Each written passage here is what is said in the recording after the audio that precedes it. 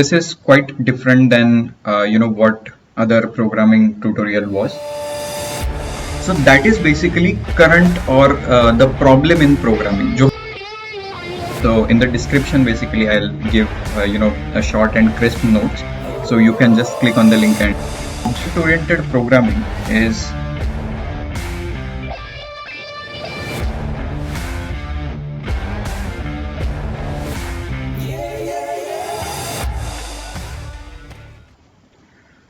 okay. So welcome, ladies and gentlemen, in today's episode of my channel. And today we are going to talk about object-oriented programming. This is quite different than what other programming tutorial was. इसमें basically we are mostly focusing on how to approach a problem, how to approach a specific problem, and it is not anything specific to any programming language like Python. ये concepts जो है ये सारे programming languages में apply हो सकती है, not only for programming languages. If you want to solve real world problems उसमें भी और real world scenarios उसमें भी ये सारे concepts जो है वो हमें daily life में देखने को मिलते हैं. So this video is basically in the same format where I have created one PPT जिसमें हम कुछ points cover करेंगे. This will be a beginner's guide, so you don't need to know any programming language, or don't need to have any prerequisites. And this will be quite long video, so I'm just experimenting with time duration of the video. So this will be quite a long video and prolonged explanation. But if you don't have that much time, so in the description basically I'll give a short and crisp notes, so you can just click on the link and get the notes as well. And also at the end of the video I'll drop my Substack link where you will find the detailed article about whatever concepts I'm explaining here. Okay, so on this note, let's get started. So today we are going to see what is object oriented. So basically आज हम देखेंगे what is object oriented programming, a beginner's guide. Okay, so agenda basically रहेगा कि understand करना what is the concept of OOP. ठीक है, object oriented programming को short form में OOP बोलते हैं. What are its core concept, ठीक है, उसके benefits क्या है, हम क्यों use कर रहे हैं ये approach, या फिर ये approach क्यों popular है, and we'll see some technical examples कि actual programming language में जो कि Python हम यूज करेंगे उसमें OOP कैसे इम्प्लीमेंट करते हैं. Okay, so first thing is what is object oriented programming. तो बेसिकली ऑब्जेक्ट सबसे पहले डेफिनेशन देखते हैं. Object oriented programming is object oriented programming is a programming approach. Okay, it is not a specific function, it is not a specific what I would say programming language. It's just a concept or the approach towards problem solving that organizes the code into reusable objects where each object has their own attributes and method. Okay, तो ये है उसकी formal definition. तो अभी इस definition को थोड़ा break down करते हैं एंड देखते हैं कि how can we understand it. Okay, first of all, it's a programming approach. ठीक है, it's a problem solving approach that organizes the code. जो भी हम कोड लिखते हैं, ठीक है. So basically अगर आपका थोड़ा बहुत एक्सपीरियंस होगा in any programming languages like C और Python, वहाँ पे हम एक प्रोग्राम फाइल बनाते हैं जिसमें सारे फंक्शंस लिखते हैं, सारा कोड लिखते हैं एक ही प्रोग्राम में, राइट. और जैसे जैसे हमें वो फंक्शंस लगते हैं हम वो कॉल करते जाते हैं. Now instead of that, here what we are doing is we are strategically dividing the code into reusable objects. ठीक है, तो इसका एक रियल वर्ल्ड एग्जांपल देखते हैं. तो the basic problem what OOP is solving is how to organize the processes and activities. How to organize processes and activities. जो भी हमारी रेगुलर प्रोसेसेस या फिर एक्टिविटीज है उसको सिंप्लीफाई या फिर ऑर्गेनाइज तरीके से कैसे बना सकते हैं. That is the problem and that is the real world problem. For example एक छोटी सी शॉप को लेकर कि कौन सी चीजें कहाँ पे जाएगी. एक जगह पे सारी बुक्स एंड एक्सेसरीज जाएंगी, दूसरे जगह पे सारे ब्यूटी प्रोडक्ट्स जाएंगे. So that is part of organising, right. Same way same way में ये जो ऑर्गेनाइजेशन प्रॉब्लम है that can be solve by object oriented program. तो यहाँ पे हमने एग्जांपल लिया है फोन मैन्युफैक्चरिंग कंपनी का। ओके, सो लेट्स से मुझे मल्टीपल फोन्स तैयार करने हैं अलग अलग कंपनी के। मुझे आईफोन क्रिएट करना है, मुझे सैमसंग का S20 क्रिएट करना है, LG क्रिएट करना है, ठीक है। और एक फोन, ठीक है, phone is my final product now. एक फाइनल प्रोडक्ट तैयार करने के लिए या फिर एक object, real world object, right, phone is a object. एक ऑब्जेक्ट तैयार करने के लिए बेसिकली हमें बहुत सारे कंपोनेंट्स असेंबल करने पड़ते हैं, ठीक है। तो कंपोनेंट्स मतलब क्या, इन टर्म्स ऑफ अगर हम फोन देखें तो we have various components of the phone, like we have batteries, cameras, operating system, screens. Okay, 4 component का एग्जांपल लेते हैं। तो मैंने क्या किया, अगर मुझे फोन बनाने हैं अलग अलग टाइप के, तो मुझे पता चला कि मुझे ये 4 कंपोनेंट्स लगने वाले हैं, राइट। तो मैंने क्या किया, इन चारों कंपोनेंट्स को ऑर्गेनाइज कर दिया हर एक रूम में। ओके, तो फर्स्ट रूम में these are physically separate room, एक रूम यहाँ पे, दूसरी वहां पे, थर्ड एंड फोर्थ, ऐसे अलग अलग रूम से अलग अलग जगह पे, ठीक है। फर्स्ट रूम में मैंने क्या किया, सिर्फ बैटरी स्टोर करी। तो सारी सैमसंग की बैटरीज, आईफोन की बैटरीज, LG कंपनी की बैटरी, सारी बैटरी स्टोर करी। दूसरे रूम में मैंने क्या किया, सारे कंपनीज के कैमरा स्टोर करे, ठीक है, सैमसंग का कैमरा, आईफोन का कैमरा, LG का कैमरा। थर्ड में मैंने क्या करा, ऑपरेटिंग सिस्टम के जो भी सॉफ्टवेयर्स है, ठीक है, तो सैमसंग, आईफोन, LG जितने सारे सॉफ्टवेयर्स लगने वाले हैं वो सारे ऑपरेटिंग सिस्टम के सॉफ्टवेयर्स मैंने तीसरे रूम में रख दिए। और लास्ट रूम में मैंने रख दिए सारों की स्क्रीन्स, ठीक है। अभी एक्टिविटी मुझे जो है या फिर मुझे जो प्रोसेस करना है, मुझे एंड आउटकम या फिर एंड ऑब्जेक्ट चाहिए, वो एक एक्चुअल फोन चाहिए। ओके, तो उसके लिए मुझे अलग अलग कंपोनेंट सबसे पहले कलेक्ट करने पड़ेंगे, फिर वो असेंबल करने पड़ेंगे। लेट्स कंसिडर मुझे सैमसंग का S20 बनाना है, ठीक है। तो मैं क्या करूंगा, सबसे पहले बैटरी के रूम में, बैटरी के सेक्शन में जाऊंगा, फ्रेमवर्क लेके उसमें बैटरी फिट करूंगा। फिर मैं दूसरे रूम में जाऊंगा, वहां से कैमरा सेट करूंगा। थर्ड रूम में जाऊंगा जहां से मैं स्क्रीन कनेक्ट करूंगा, और लास्ट रूम में जाऊंगा जहां से मैं ऑपरेटिंग सिस्टम वगैरह इंस्टॉल करूंगा उसमें। और ये सारी चीजें करने के बाद, असेंबल करने के बाद, मुझे जो एंड ऑब्जेक्ट मिलेगा वो होगा सैमसंग का S20 फोन, राइट। तो एक ऑब्जेक्ट बनाने के लिए बेसिकली मुझे 4 रूम ट्रैवर्स करने पड़े, ठीक है। एक सैमसंग का फोन बनाने के लिए मुझे 4 रूम ट्रैवर्स करने पड़े, ठीक है। मेरा टाइम गया, मेरी एनर्जी गई। Okay, now the second thing is, मुझे अभी आईफोन का फोन बनाना है, right. Process will be same. अगर आईफोन का फोन बनाना है फिर भी मुझे चारों रूम में ट्रैवर्स करना पड़ेगा। बैटरी के रूम से बैटरी लेनी पड़ेगी, कैमरा से कैमरा लेना पड़ेगा, स्क्रीन से स्क्रीन लेना पड़ेगा, और लास्ट रूम में जाके मुझे वो सारे ऑपरेटिंग सिस्टम या फिर जो भी सॉफ्टवेयर है वो इंस्टॉल कराने पड़ेंगे। तो सैमसंग का फोन रहे या फिर एप्पल का फोन रहे या फिर LG का फोन रहे, मुझे चारों रूम्स में ट्रैवर्स करना पड़ रहा है, जस्ट बिकॉज मैंने जो रिसोर्सेस है या फिर कंपोनेंट्स है वो सही से ऑर्गेनाइज नहीं किया, ठीक है। सो दैट इज बेसिकली करंट और द प्रॉब्लम इन प्रोग्रामिंग। जो हम प्रोग्राम लिखते हैं उसमें बहुत सारे फंक्शंस लिखने पड़ते हैं, ठीक है, और हमें एक चीज चाहिए जिसमें सारे फंक्शंस या फिर सारे कंपोनेंट्स लग रहे हैं, फिर हमें सारे फंक्शंस को कॉल करना पड़ता है अगर मैं प्रोग्रामिंग के टर्म्स में कॉल करूँ तो, and that is the problem, ठीक है। तो अभी ये प्रॉब्लम कैसे सॉल्व करेंगे, यूजिंग ऑब्जेक्ट ओरिएंटेड प्रोग्रामिंग। सी, यहाँ पे मैंने दिखा है कि आईफोन का भी अगर फोन हमें क्रिएट करना है तो भी हमें चारों रूम्स में ट्रैवर्स करना पड़ेगा, ठीक है। Now what is the solution? The solution is, सारे जो कंपोनेंट्स है आईफोन रिलेटेड वो सिर्फ आईफोन वाले एक रूम में स्टोर करो, और दूसरे रूम में सिर्फ सैमसंग वाले स्टोर करो, तीसरे रूम में सिर्फ LG वाले कंपोनेंट्स, मतलब कंपनी स्पेसिफिक कंपोनेंट स्टोर करो या फिर रिसोर्सेज स्टोर करो। अभी इसमें सिंप्लीफाई क्या हो गया, अगर मैं सिर्फ एक ही रूम में जाता हूं तो मुझे आईफोन की बैटरीज भी मिलती है, स्क्रीन भी मिलती है, कैमराज भी मिलते हैं, ऑपरेटिंग सिस्टम इंस्टॉल करके भी मिलती है। सिर्फ एक रूम में मैं गया और बाहर आते टाइम मेरे पास पूरा ऑब्जेक्ट है, राइट। अगर मुझे सैमसंग का फोन क्रिएट करना है तो instead of going into iPhone, मैं सैमसंग के रूम में जाऊंगा और पूरा प्रोडक्ट या फिर पूरा ऑब्जेक्ट बना के बाहर आऊंगा, राइट। सो जस्ट हमने क्या किया, ऑर्गेनाइजेशन अप्रोच जो है या फिर स्ट्रैटेजी है वो चेंज करी, और हमारा टाइम भी बचा और एफर्ट्स भी बचा, राइट।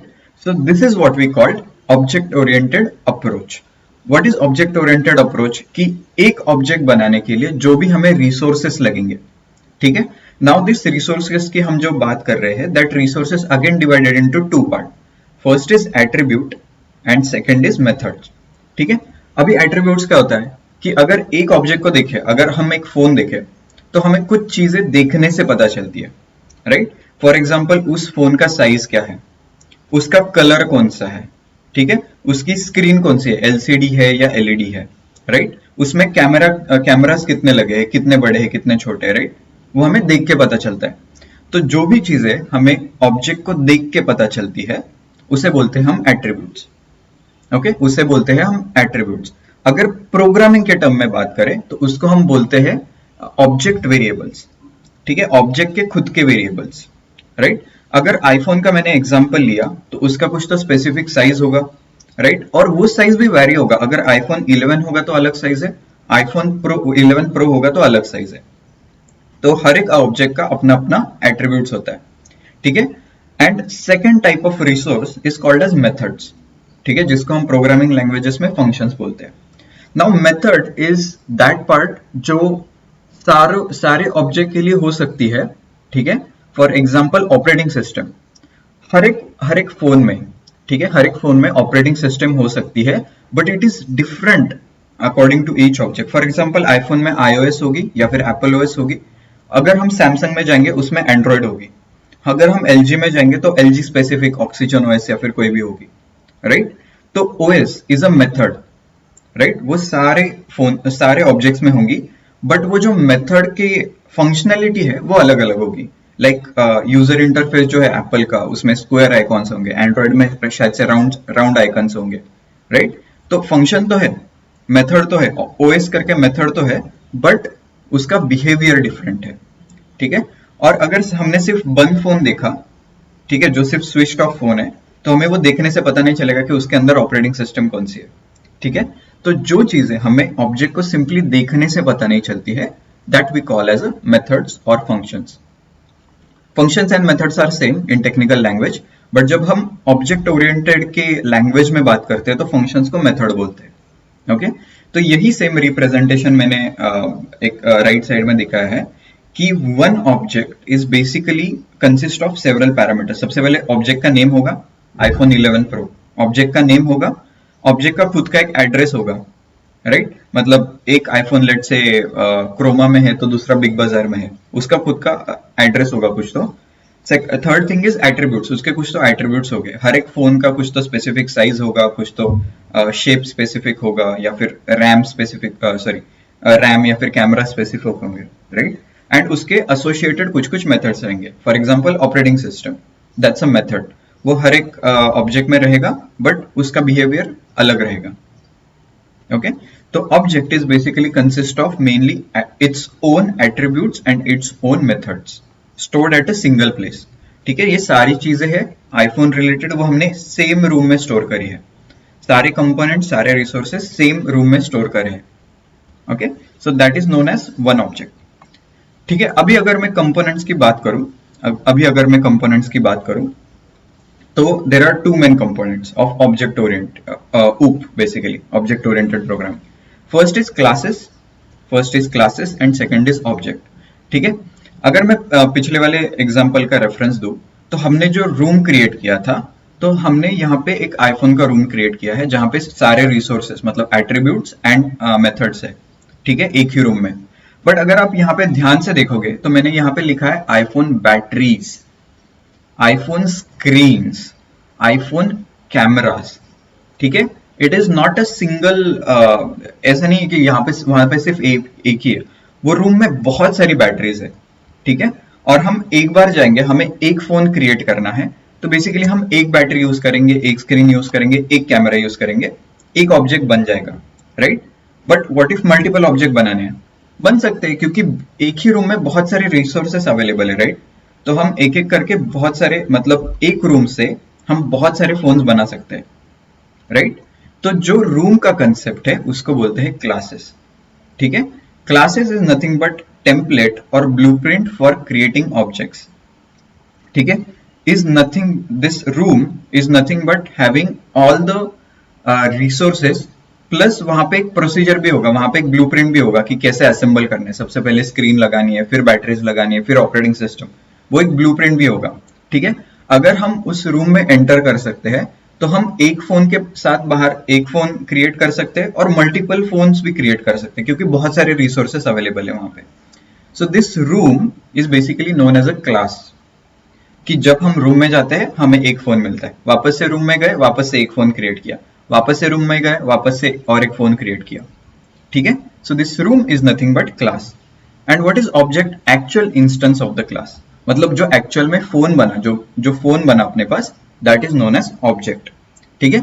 इसका एक थोड़ा सॉफ्टवेयर में एग्जांपल दूं तो it's same like program and process, ठीक है। प्रोग्राम अगर हम क्या करते हैं, बेसिकली एक विंडोज एप्लीकेशन है, क्रोम एप्लीकेशन है, राइट, वेब ब्राउजर है, कोई भी वेब ब्राउजर है। जब हम ऑपरेटिंग सिस्टम इंस्टॉल करते हैं तो हम एक बार बस वो गूगल क्रोम जो है वो इंस्टॉल करते हैं और वो इंस्टॉल हो जाता है अपनी हार्ड डिस्क में। बट उसको डबल क्लिक किया तो क्या होता है, एक विंडो ओपन होती है। उसको वापस से डबल क्लिक किया तो क्या होता है, सेकंड विंडो ओपन होती है। और जितने चाहे उतने विंडोज हम गूगल क्रोम के ओपन कर सकते हैं। तो now the main program which we have installed is a class, ठीक है। और उसको डबल क्लिक करके, वो कोड को एग्जीक्यूट करके डबल क्लिक करके जो भी विंडोज बनते हैं, मल्टीपल विंडोज एक टाइम पे बन सकते हैं, those are known as objects of that program और object of that class. I hope it is very clear, ठीक है। आगे बढ़ते हैं। अभी ऊप्स कंपोनेंट्स देखे हमने, जिसमें classes and object are the main concepts, ठीक है। उसके बाद देखेंगे कि ऊप के कंसेप्ट्स क्या होते हैं, ठीक है। ऊप के कंसेप्ट्स क्या होते हैं? मेनली 4 कंसेप्ट है, बहुत सिंपल है, ठीक है। एनकैप्सुलेशन, इनहेरिटेंस, एब्स्ट्रैक्शन, पॉलीमॉर्फिज्म, ठीक है। बहुत शॉर्ट में देखेंगे और क्रिस्प में देखेंगे। सबसे पहले पढ़ते हैं कि क्या होता है। Encapsulation is practice of building data, attributes and method function that operate on that data into a single unit called as a class, ठीक है। हमने जो स्ट्रेटेजी की बात करी थी, तो इंस्टेड ऑफ स्टोरिंग एक एक कंपोनेंट इनटू डिफरेंट रूम, सारे कंपोनेंट जो एक फोन या फिर ऑब्जेक्ट बनाने को लग रहे हैं वो सारे हमने एक जगह पे स्टोर किए। This strategy is known as encapsulation, जहां पे एट्रीब्यूट्स भी है, मतलब hardware, software, hardware, RAM, cameras, batteries, ये सारी हार्डवेयर हो गए, राइट। वो भी सेम ही रूम में है, plus the software part of it, installing operating system, how to assemble that process, वो भी सेम ही रूम में है, ठीक है। तो फंक्शंस एंड एट्रीब्यूट सेम ही हमने जगह पे स्टोर की है, तो इस स्ट्रेटेजी को बोलते हैं एनकैप्सुलेशन। एक ही जगह पे सारी चीजें मिलेंगी, इसको बोलते हैं encapsulation. What is inheritance? It is a way to create class by inheriting properties and behaviours from an existing class, ठीक है। अभी हमने तो एक सिंपल एग्जांपल देखा था कि एक रूम में बेसिकली एक रूम में हमने सारे रिसोर्सेज स्टोर कर दिए, ठीक है, जिससे हमें एक फोन का ऑब्जेक्ट मिल गया, आईफोन का ऑब्जेक्ट मिल गया। इनहेरिटेंस मतलब क्या है? इंस्टेड ऑफ एक रूम तुम एक पूरा घर बनाओ, ठीक है, पूरा एक घर बनाओ जिसमें बहुत सारे रूम्स रहेंगे, ठीक है। उस घर में क्या रहेगा कि बेसिक चीजें जो है, जैसे कि एप्पल का लोगो, ठीक है, वो सारे एप्पल फोन के लिए सेम रहेगा। बट कुछ कुछ चीजें रहेगी जो मॉडल स्पेसिफिक रहेगी। फॉर एग्जाम्पल, स्क्रीन साइज जो है आईफोन 10 का वो थोड़ा सा छोटा रहेगा, आईफोन 11 का बड़ा रहेगा स्क्रीन साइज, ठीक है। स्क्रीन छोटी बड़ी रह सकती है। आईफोन 10 का कैमरा लेट्स से 4 GB होगा, आईफोन 11 का 6 GB होगा, ठीक है। कैमरा का फर्क आया, but Apple logo is same, ठीक है। एप्पल जो मटेरियल यूज करता है वो दैट इज सेम। एप्पल जो ऑपरेटिंग सिस्टम सारे फोन्स में डालता है दैट इज सेम। तो कुछ कुछ चीजें एप्पल स्पेसिफिक सेम रहेगी, कुछ कुछ चीजें मॉडल वाइज बदलती जाएंगी, ठीक है। तो जब हम बोलते हैं घर, एक पूरा घर जिसमें मल्टीपल रूम्स है, पूरा घर जिसके अंडर कुछ कुछ प्रॉपर्टीज जो सेम है, ठीक है, वो सारे मॉडल्स के लिए अप्लाई होंगी, ठीक है। और कुछ कुछ चीजें जो है वो मॉडल स्पेसिफिक बदलती जाएंगी, इसको बोलते हैं हम इनहेरिटेंस, ठीक है। जो कॉमन चीजें है वो सारे मॉडल्स को अप्लाई करो, जैसे एप्पल का लोगो सारे मॉडल्स को अप्लाई होगा, so that is known as inheritance, okay. What is abstraction? Abstraction is basically hide unnecessary details. जो हमने एग्जांपल लिया था कि यूजर रूम में गया, बाहर आते टाइम उसको मिला एक आईफोन का ऑब्जेक्ट और फोन का ऑब्जेक्ट, ठीक है। अगर मैं यूजर हूं, ठीक है, तो मैं खुद रूम में नहीं जाऊंगा, मैं बस बोलूंगा मुझे फोन चाहिए, ठीक है। उस रूम के अंदर जो भी एंट्रेंस पे जो भी रुका होगा रिसोर्स, ठीक है, उसको मैं बोलूंगा कि मुझे आईफोन चाहिए, मैं अंदर नहीं जाऊंगा रूम के, मुझे एंट्री नहीं है, मैं बस रिक्वायरमेंट दूंगा कि मुझे एक फोन चाहिए आईफोन 11। तो वो जो रिसोर्स है या फिर वो जो आदमी है वो अंदर जाएगा, वो फोन बनाएगा, वो और बाहर लाएगा, ठीक है। तो मुझे अंदर क्या क्या हो रहा है, बैटरीज लग रही है, उसका सीक्वेंस क्या है, कैमरास कौन से लग रहे हैं, मुझे कुछ भी नहीं पता चलता जब तक पूरा ऑब्जेक्ट बाहर नहीं आता, ठीक है। तो बेसिकली वो ऑब्जेक्ट असेंबल कैसे हो रहा है वो मुझे नहीं पता। That is known as abstraction, कि एक्सटर्नल यूजर को इतना मतलब सिंप्लीफाई करके दो कि बस वो रिक्वायरमेंट दे, अंदर सारी प्रोसेस हो क्लास के अंदर, ठीक है, और बाहर आए तो डायरेक्ट ऑब्जेक्ट आए जो यूजर यूज कर सके। Okay, so hiding details is known as abstraction. And what is polymorphism? Ability of object of different classes to be treated as object of common superclass. ठीक है, it is the same behavior जो मैंने बोला था inheritance में, कुछ कुछ properties same रहती है, कुछ कुछ बदलती है। For example, Apple is a same class. Consider Apple as a class, ठीक है, उसके अंदर multiple models है। तो अगर मैं आईफोन का 10 और 12 दो फोन लेता हूं तो मुझे कुछ कुछ चीजें सिमिलर दिखेंगी, राइट, बट कुछ कुछ चीजें डिफरेंट भी होगी। तो क्लास एक ही है एप्पल का, बट वो अलग अलग ऑब्जेक्ट्स बना रहा है, अलग अलग एट्रीब्यूट्स के, अलग अलग बिहेवियर्स के। That is known as polymorphism. For example, अगर मैं एप्पल का फोन लेता हूं तो कंट्रोल सेंटर या फिर नोटिफिकेशंस मुझे दिखते हैं तो मुझे टॉप टू बॉटम स्क्रॉल करना पड़ता है to check the notification. IPhone 12 में क्या होगा, बॉटम टू टॉप होगा, लेट से अगर मुझे चेक करना है तो, ठीक है। एप्पल का organisation is same but model wise functionalities are different, that is known as polymorphism, ठीक है। तो these are only 4 concepts of OOP। And what are the benefits?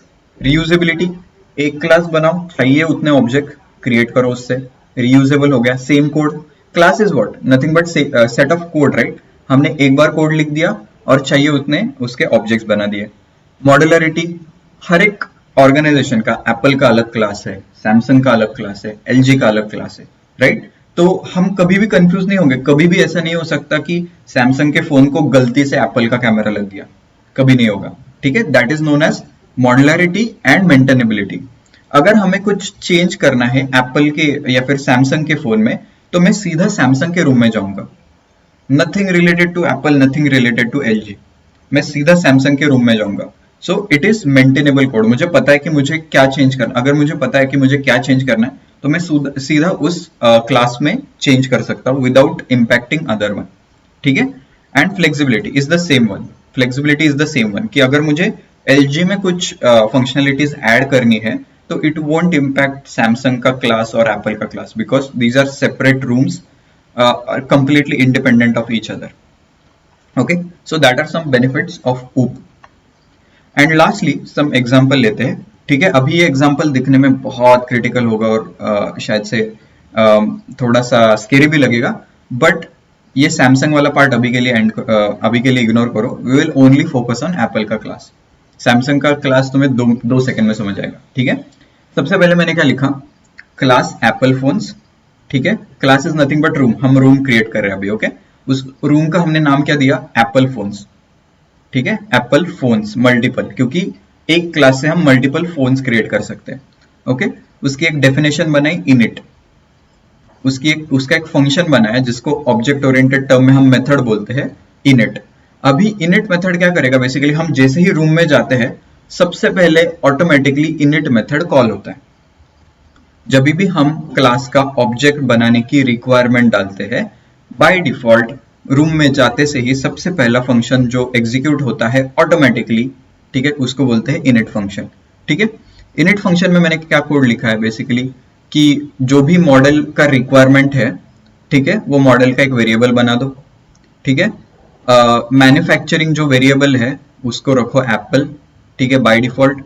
जो ऑपरेटिंग सिस्टम है वो बाय डिफॉल्ट रखो iOS, ठीक है। मैंने 3 वेरिएबल डिफाइन कर दिए, ठीक है। उसमें से मॉडल जो वेरिएबल है वो मैंने फंक्शन को इनपुट दिया है, मतलब यूजर जो रिक्वायरमेंट देगा उसका मॉडल में प्रिंट बेसिकली बनाऊंगा, राइट। बट ये दो जो है मैन्युफैक्चरर एंड OS, वो मैंने हार्ड कोड करके रखा है। चाहे कोई भी रिक्वायरमेंट रहे, बट उसका मैन्युफैक्चरर हमेशा एप्पल का नाम रहेगा और उसका ऑपरेटिंग सिस्टम जो इंस्टॉल होगा वो हमेशा iOS का होगा। वो मैंने बाय डिफॉल्ट कर दिया यहाँ पे। उसके बाद मैंने क्या बोला कि if model if equal to iPhone 11 है, ठीक है, अगर यूजर ने जो भी रिक्वायरमेंट दिया है वो आईफोन 11 का है, तो कैमरा कितने का लगाओ, 8 MP का लगाओ, रैम कितना डालो, 4 GB डालो, साइज कितना डालो, 5.4 इंचेस का स्क्रीन साइज डालो, राइट। अगर एलिफ अगर मॉडल आईफोन 11 प्रो है, ठीक है, तो कैमरा कितना लगाओ, 8 MP का लगाओ, रैम लगाओ 4 GB और साइज लगाओ 6.1 इंचेस। साइज थोड़ा बढ़ा दिया मैंने, राइट।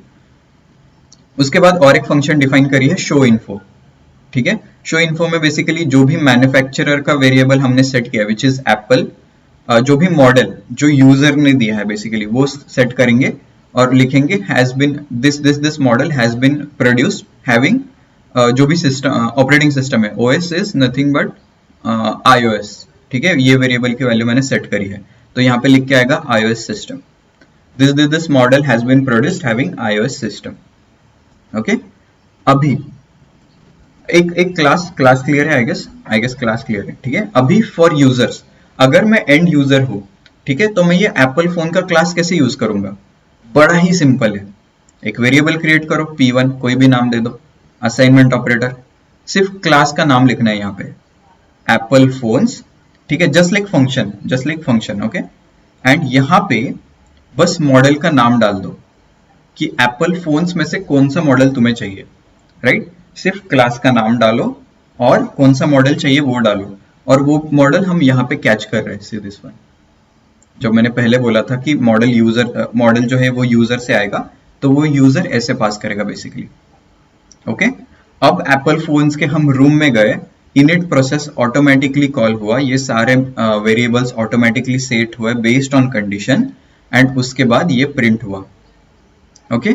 फॉर यूजर्स क्या है, बस हम रूम के बाहर से रिक्वायरमेंट दे रहे हैं, भाई एप्पल फोन बनाओ और उसका मॉडल नंबर है आईफोन 11, उसका ऑब्जेक्ट बन गया। दूसरा ऑब्जेक्ट बनाना है, कितना सिंपल है देखो, रीयूजेबिलिटी, एप्पल आईफोन्स, सिर्फ आईफोन 11 की जगह मैंने क्या डाला, आईफोन 11 प्रो चाहिए भाई मेरे को, उसका एक ऑब्जेक्ट बन गया P2 नाम का, P2 नाम का ऑब्जेक्ट बन गया, राइट। अभी दूसरा क्लास भी ऐसा ही है सैमसंग फोन्स का, उसमें भी सेम मेथड है, उसमें भी हम यूजर से मॉडल इनपुट ले रहे हैं, उसमें बोल रहे हैं कि मैन्युफैक्चरर जो है बाय डिफॉल्ट सैमसंग प्रिंट करवा दो, ऑपरेटिंग सिस्टम जो है बाय डिफॉल्ट एंड्रॉइड डाल दो, मॉडल अगर S10 है तो 10 मेगापिक्सल का कैमरा, 4 GB का रैम, 5.2 GB की स्क्रीन साइज, अगर मॉडल S20 है तो 20 GB का camera, 12 GB RAM and 6.1 hard disk, right. Call कैसे किया है फॉर यूजर, वेरी सिंपल, बस कॉल करो सैमसंग फोन्स, कौन सा मॉडल चाहिए वो कोड्स में डाल दो, just like normal functions in Python, ठीक है। वो अपने आप रूम में जाएगा, अपने आप इनिट मेथड कॉल करेगा, अपने आप सारे वेरिएबल्स क्रिएट करेगा, अपने आप कंडीशन चेक करेगा कि मॉडल कौन सा है, उसके हिसाब से वापस से सारे वेरिएबल्स क्रिएट करेगा और प्रिंट कर देगा मैसेज, और वो सारा जो ऑब्जेक्ट है वो स्टोर होगा P3 में, ठीक है। तो बेसिकली हमने 3 ऑब्जेक्ट्स क्रिएट किए, P1, P2 एंड P3। उसमें से P1 एंड P2 है ऑब्जेक्ट एप्पल क्लास का, ठीक है, और थर्ड ऑब्जेक्ट जो है वो है सैमसंग क्लास का, ठीक है। यूजर के लिए बस इतने सिंपल 3 प्रोसेस में वो सारी चीजें कर सकता है, very clear. So that is power of ऊप, राइट, कि जो एक बार हमने कोड लिख दिया तो वापस से उसको रीयूज करना, इट्स वेरी सिंपल, राइट। उसमें बस just like any other function, बस फंक्शन कॉल करो या फिर क्लास कॉल करो और उसके अंदर जो भी एट्रीब्यूट है या फिर जो भी इनपुट्स है वो डाल दो, for example model number. So that is reusability, flexibility, abstraction. Users को हम पता नहीं चल रहा कि एप्पल फोन्स में क्या क्या लिखा है, राइट। जो भी इनिट मेथड है या फिर जो भी इफ एल्स कंडीशन है वो यूजर को नहीं पता। क्लास एक बंदा लिख के रखता है और वो दूसरा बंदा या फिर दूसरे 10 बंदे उसको यूज करते होते हैं, राइट। तो that is power of abstraction, कि एक बार क्लास लिख के रखो और यूजर्स को बिल्कुल पता नहीं होना चाहिए कि अंदर क्या हो रहा है, बस मैं कॉल करूंगा एप्पल फोन्स और वो एप्पल फोन का ऑब्जेक्ट बन जाएगा, right. And that's all for today's session guys. This is my Substack link. Basically, if you want to read, I send regular articles there. If you want to If you are a reader guy and you are more interested into reading the articles in details along with or more than the video format or this high level format of PPTs, then do consider subscribing prasadb.substack.com, and I'll see you in the next video. Thank you.